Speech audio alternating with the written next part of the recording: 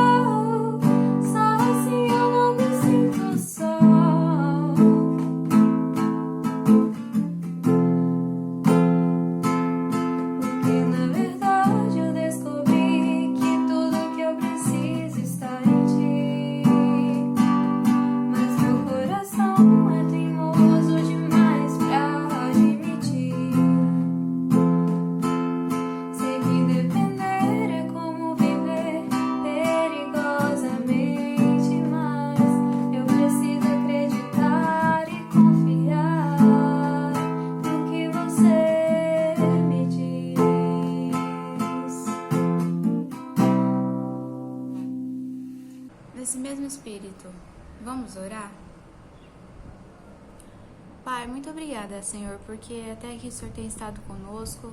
Podemos, Pai, cantar, podemos ler a Tua palavra, Senhor. Obrigada, Senhor, porque o Senhor tem cuidado de cada um de nós, Deus. Eu te peço, Senhor, em especial agora, por cada pedido que foi feito aqui. O Senhor sabe, Senhor, o que tem passado no coração de cada um de nós, as nossas aflições, as nossas dificuldades, Deus. Eu te peço que o Senhor esteja conosco, Pai, nos dando a Tua paz, que excede todo entendimento, para que realmente possamos passar por essas situações tão complicadas e difíceis, Deus. Te peço, Pai, pela saúde das pessoas que têm estado enfermas, Deus, que o Senhor esteja nos dando calma e paz em Ti, Senhor, que possamos descansar e confiar em Ti e saber, Senhor, que o Senhor tem controle sobre todas as coisas, Deus, que nada foge da Tua vontade, Pai. Eu te peço, Pai, que o Senhor esteja com essas pessoas nos hospitais, também com os médicos, Pai, enfermeiros, todos aqueles que têm estado na frente nessa luta, Pai, contra essa pandemia, Senhor. Seja com os familiares dessas pessoas que têm estado enfermas, Deus. Que o Senhor esteja, Pai, dando consolo também àquelas que têm perdido seus entes queridos, seus amigos, Pai. Seja com cada um, Deus. Te peço pelo nosso país. Cuida, Pai, dos nossos governantes, Senhor. Eles têm a responsabilidade de guiar-nos em muitas coisas, Pai. Então eu te peço, dê sabedoria a eles, Pai. Dê temor a Ti a eles, Pai. Que eles possam realmente buscar governar da melhor forma possível, Pai. Porque as nossas vidas, muitas vezes, estão nas mãos dessas pessoas. Então, seja conosco, Pai, a todo momento, a cada instante, Deus. Também te peço por missões, Deus. Estamos quase no final da nossa campanha de missões estaduais, entrando na campanha de missões nacionais daqui um pouco, Senhor. Que o Senhor esteja com cada missionário, onde quer que ele esteja, qualquer parte do mundo, Senhor, guardando as suas famílias, dando saúde física, mental, emocional e principalmente saúde espiritual, Senhor. Ser conosco nesse momento conturbado também financeiramente. Pessoas têm perdido seus empregos, Deus. Eu te peço que o Senhor esteja abrindo portas, que o Senhor esteja cuidando, Pai, para que nada nos falte, para que nada falte a cada lar, Senhor. Obrigada, Pai, porque sabemos que nessas turbulências, nesse momento tão complicado, o Senhor está conosco. Nós podemos crer, Senhor, porque a nossa esperança reside em Ti. Ser conosco a cada instante, eu te peço. Em nome de Jesus. Amém. Vamos louvar mais uma vez, adorar o nosso Deus que é santo e que merece e é digno, o único digno de toda a honra, de toda a glória e de todo o louvor.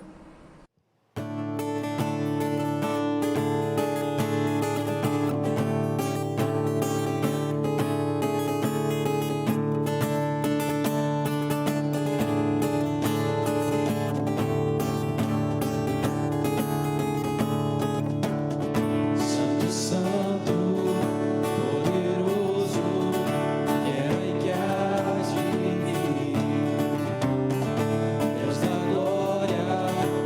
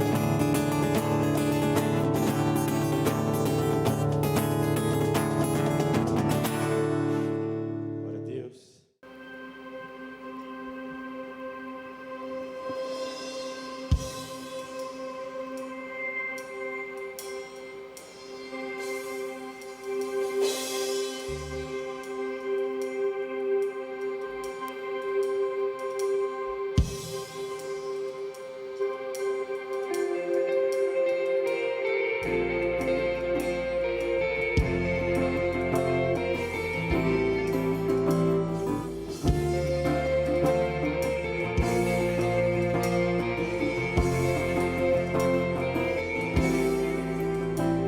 estamos aqui tão sedentos de ti. Vem, ó Deus, vem, ó Deus, enche este lugar. Meu desejo é sentir teu poder, teu poder.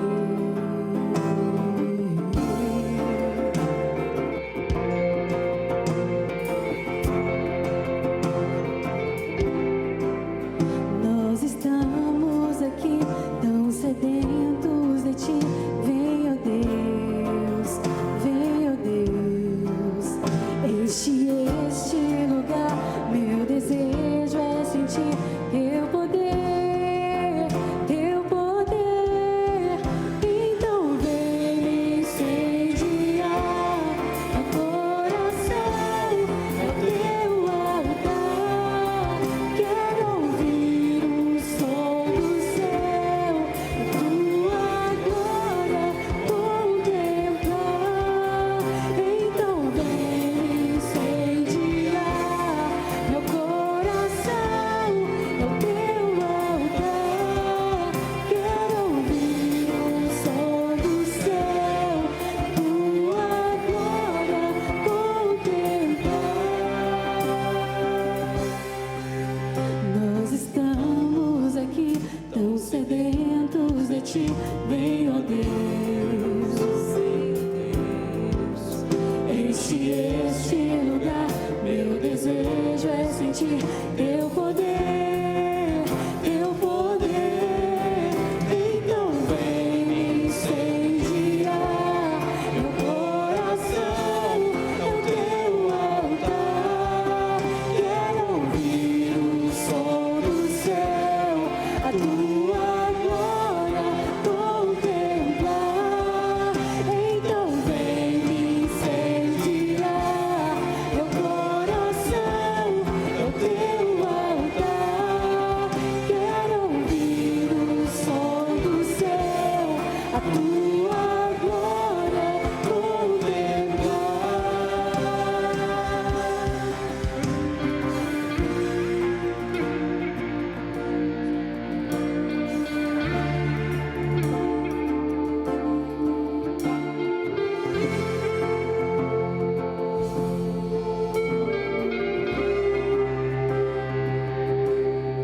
te damos honra, te damos glória. Teu é o poder, pra sempre, amém. Te damos honra, te damos glória. Teu é o poder, pra sempre, amém. Te damos honra, te damos glória. Teu é o poder, pra sempre, amém. Te damos glória, te damos honra a ti, Deus, te damos glória. Só tu, Senhor, teu é o poder, só o Senhor é Deus, só Ele é Deus, Jesus. Te damos honra, te damos glória. Teu é o poder, pra sempre, amém.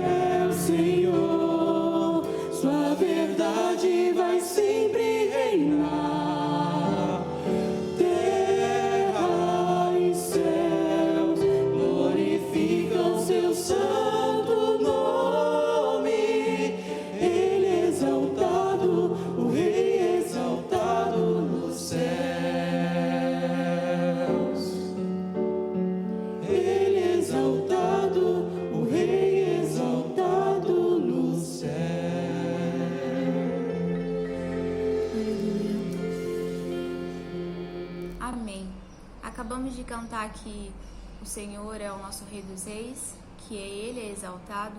E agora a gente vai ouvir o nosso Deus falar aos nossos corações através da Suzy. Vamos orar pela vida dela? Pai, muito obrigada porque até aqui o Senhor tem estado conosco, Deus. Eu te peço agora pela vida da Suzy, ser com ela nesse momento, Pai, onde estará trazendo a sua mensagem aos nossos corações, Pai. Que possamos aprender, que possamos realmente crescer, Senhor, em graça e em sabedoria, Deus. Ser com a vida dela, que ela possa ser usada grandemente por Ti, Senhor, nesse momento. Em nome de Jesus, amém. Boa noite, pessoal, tudo bom? Ai, como é bom estar aqui com vocês, mesmo que seja online, né? Cada um na sua casa. Nessa semana a gente teve o Dia do Amigo, então nada mais justo que a palavra de hoje ser sobre amizade.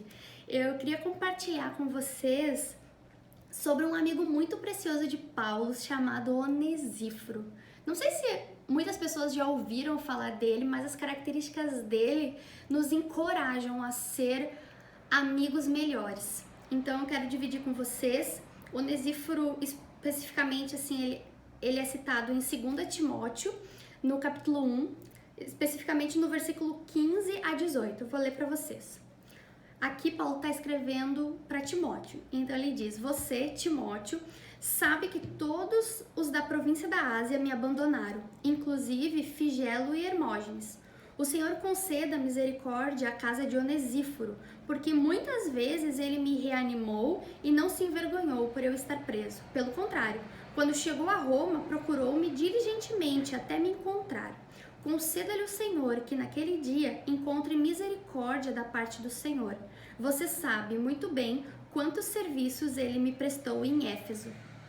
Um contexto rápido dessa época Paulo está novamente preso em Roma, dessa vez rumo à sentença da morte, e Paulo é abandonado por todos os crentes da Ásia, por todos os amigos, porque naquela época havia uma perseguição política contra a igreja, e então ser associado a Paulo, ser associado ao evangelho, poderia levar a maioria desses crentes a serem queimados vivos, decapitados, mortos. Então os crentes sentiam vergonha do evangelho, né? Sentiam medo e acabavam não querendo se associar a Paulo, então por isso o abandonaram naquela prisão.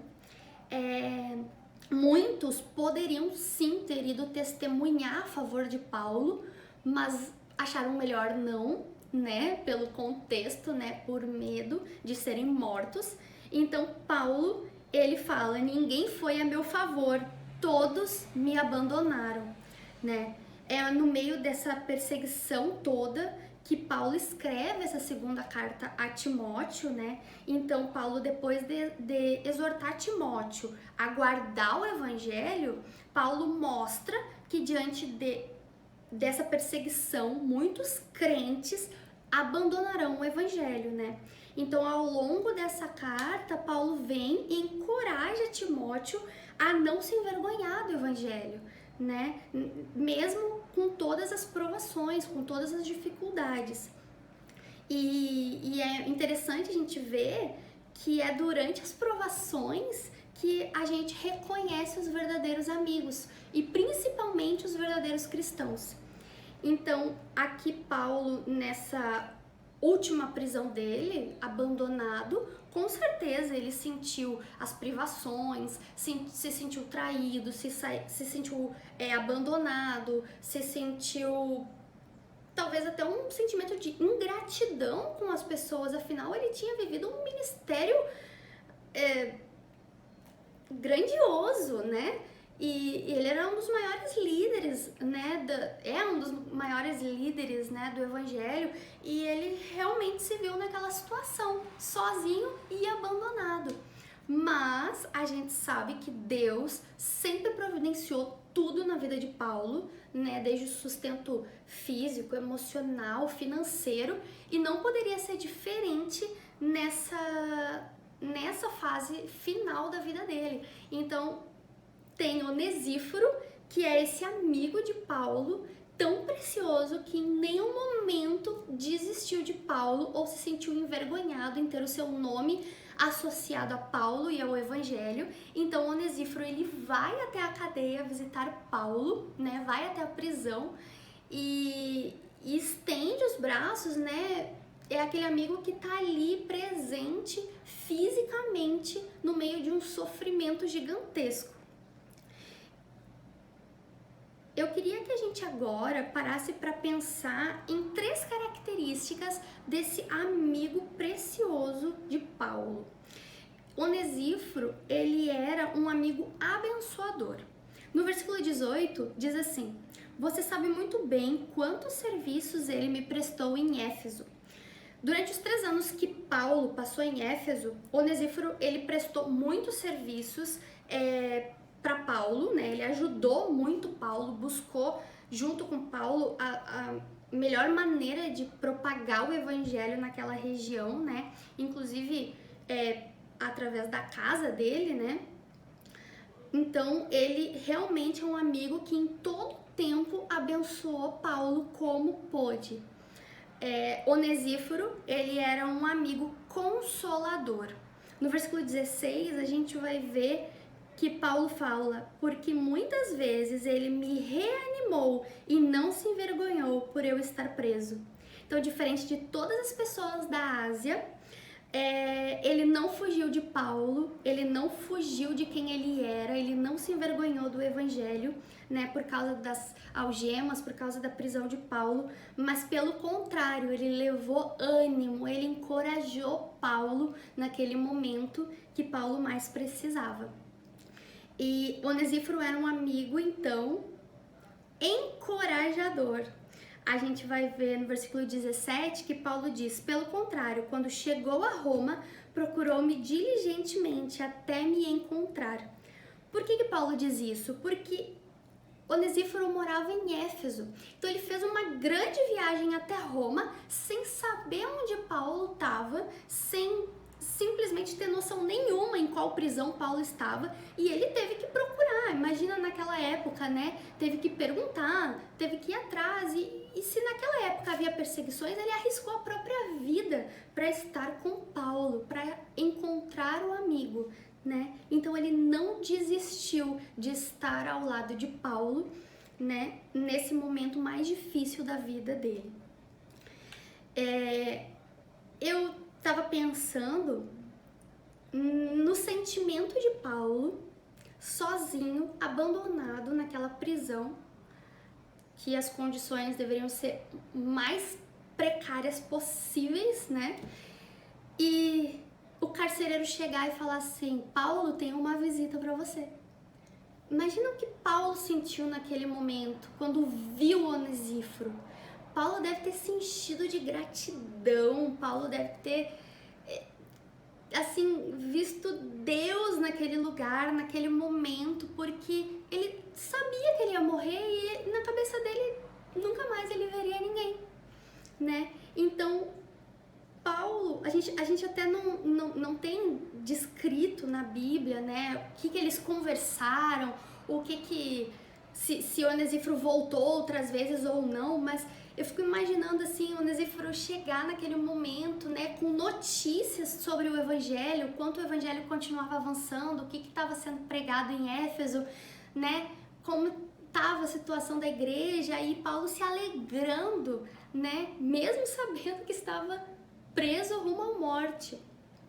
E então Paulo vem e fala no versículo 16 e no versículo 18 o seguinte: "O Senhor conceda misericórdia à casa de Onesíforo.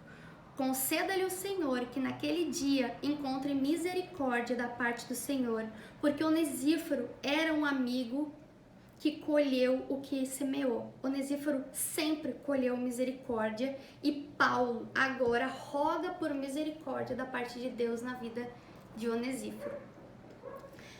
Eu queria que a gente refletisse agora sobre 3 pontos sobre Onesíforo. Você tem um Onesíforo na sua vida? Onesíforo significa aquele que é útil. Você tem um Onesíforo na sua vida? A gente sabe que hoje, atualmente, as pessoas estão cada vez mais sozinhas, né? A gente está se tornando cada vez mais individualista, a gente está cada vez mais vivendo num mundinho fechado, né? Vivendo a nossa vida, a nossa rotina, a nossa semana, e o resto é o resto e acabou, né? A gente tá deixando, até mesmo, né, agora com esse coronavírus, com essa pandemia, o real e passando pro virtual, né? Então, a gente tá perdendo essa essência de relacionamento com o próximo. A gente tá perdendo de viver grandes amizades para viver amizades tão superficiais, né? Se a gente parar pra pensar em relacionamento hoje, isso gera uma angústia na gente. Falar de gente só gera dor na gente. Falar de pessoas faz o nosso coração muitas vezes doer e não se alegrar, né? As relações das pessoas estão se definhando, estão se desfazendo. As pessoas não estão mais tendo comunhão, não estão mais tendo essas amizades profundas. E isso me faz pensar como a solidão tem aumentado na vida das pessoas, né? Mesmo em meio a uma multidão, a uma sociedade, a uma igreja, a gente tem vivido cada vez mais sozinhos. A gente está tão perto das pessoas, mas a gente está tão distante, né? A gente não tem mais esse laço de afeto, de carinho, de amor com o próximo. Isso tudo está se desfazendo. E lembrando desse sentimento que Paulo sentiu ao ver Onesíforo chegando na prisão, que eu quero que a gente se questione. Quantas pessoas a gente lembra que geram louvor no nosso coração, que geram aquela gratidão por a gente estar próximo, por a gente estar junto? Quando a gente está vivendo um momento de angústia, de solidão, são essas as pessoas que a gente tem que trazer à nossa mente. São pessoas que estão sempre junto, que geram esse louvor, essa gratidão no nosso coração, né? Se você tem esse tipo de amigo, cara, mantenha essa amizade, sabe? Se ela é bênção na tua vida, vai atrás, não deixa essa amizade se desfazer por pouca coisa. Não abre mão dessa amizade por besteira. Hoje em dia a gente abre mão de amizades boas por besteira, né? É impossível a gente seguir a nossa caminhada cristã sozinhos. É impossível a gente caminhar sozinho nessa vida. O segundo ponto que eu queria que a gente pensasse é se você é Onesíforo na vida de alguém. Alguém tem esse sentimento por você? A gente precisa refletir na nossa vida cristã se a gente tem refletido graça na vida das pessoas. Será que a gente tem sido um Onesíforo na vida do próximo? Será que a gente tem sido útil na vida do próximo? Na vida dos nossos amigos? Na vida da nossa igreja? A amizade é uma das mais importantes bênçãos da nossa vida. A gente não pode viver bem sem ter amigos. A gente não vive sozinho, né? A gente foi criado para viver em comunidade, para viver em comunhão com pessoas. Mas eu tô falando de amizades fundamentadas no Evangelho. Aquela amizade que é edificada na rocha, aquela amizade que tem um sólido fundamento do Evangelho. Aquela que não se abala por nada, que vai estar ali, firme, do teu lado. Que quando todas as pessoas forem embora, a gente sabe que esse amigo verdadeiro vai estar do nosso lado, para nos ajudar, para nos consolar. Esse é o verdadeiro amigo. Aquele que estende a mão com prontidão quando a gente precisa, né? Quando tudo tá errado, parece que nada mais dá certo na nossa vida, né? E a única maneira da gente ter amigos é a gente sendo amigo. Então, será que a gente é um Onesíforo na vida de alguém? Será que a gente é amigo de verdade na vida de alguém? A única maneira investir em pessoas, né? A gente precisa amar, a gente precisa cuidar, a gente precisa servir, né? E isso vai gerar uma amizade sincera, uma amizade verdadeira. Mas eu posso ficar aqui falando várias características de Onesíforo. Mas o principal, por que Onesíforo era esse amigo? Por que Onesíforo transbordava esse serviço, essa entrega, essa doação? É porque ele se espelhava no maior exemplo que a gente pode ter, que é Jesus. Onesíforo só era Onesíforo porque ele tinha Jesus na vida dele. Onesíforo tinha em quem se espelhar, que era Cristo. A inspiração de Onesíforo não era Paulo, era Cristo. A motivação de Onesíforo não era Paulo, era Cristo, era se parecer mais com Cristo. E isso fazia Onesíforo ser o amigo que ele era.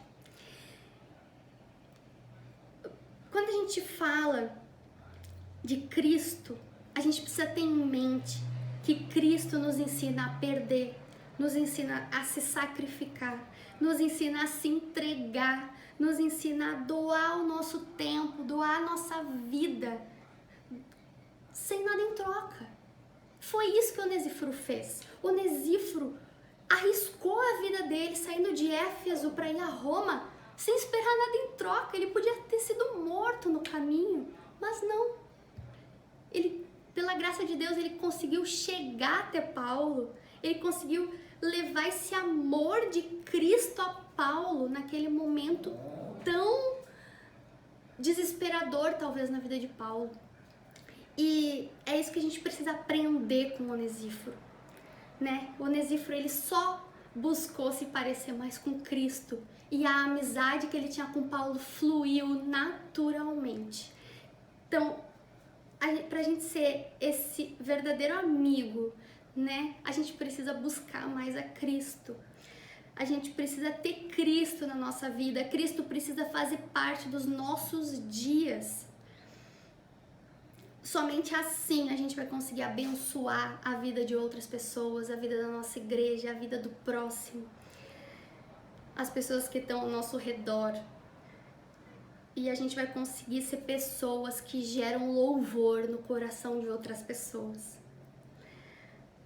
Eu já estou indo para o final, na minha conclusão, que a história de Onesíforo desperte em nós o desejo de ter mais Cristo, o desejo de seguirmos esse exemplo, as atitudes de Onesíforo nos levem a buscar mais a Cristo. Que a gente seja um Onesíforo na vida de algum Paulo, seja no trabalho, seja na igreja, seja dentro da nossa casa, mas que a gente seja um Onesíforo na vida de algum Paulo, que a gente seja útil, mesmo que não haja uma reciprocidade, mesmo que a gente seja decepcionado, que a gente possa ser útil na vida das pessoas, assim como Cristo foi, como Onesíforo foi. Com tudo isso eu quero dizer que a fé salvadora de Jesus é a única coisa que gera Onesíforo dentro do nosso próprio coração. A gente não consegue ser excelentes, a gente não consegue ser o melhor amigo, a gente não consegue ter as palavras certas, a gente não consegue o conselho ideal se a gente não tiver Cristo. A gente não consegue abençoar pessoas se a gente não tiver Cristo, se a gente não conhecer o Evangelho. A gente não consegue. Não é mérito nosso ser o melhor amigo, não é mérito nosso ser o melhor conselheiro, o melhor encorajador. É mérito de Cristo, é Cristo que faz a obra na gente. Então, para que a gente possa ser um amigo útil na vida de algum Paulo, como Onesíforo foi, que consola, que encoraja, que motiva, sem esperar nada em troca, a gente só precisa de uma coisa, é Cristo. Meu desejo é que a fé salvadora de Cristo, de Jesus, que nos transforme num Onesíforo na vida de alguém durante essa semana, nos próximos dias, próximo ano, que a gente busque ser um Onesíforo na vida de alguém, que a gente busque ter onesíforos perto de nós também, mas que principalmente a gente busque Cristo para que ser um onesíforo se torne viável na nossa vida. Deus abençoe e boa semana! Ele é o Senhor.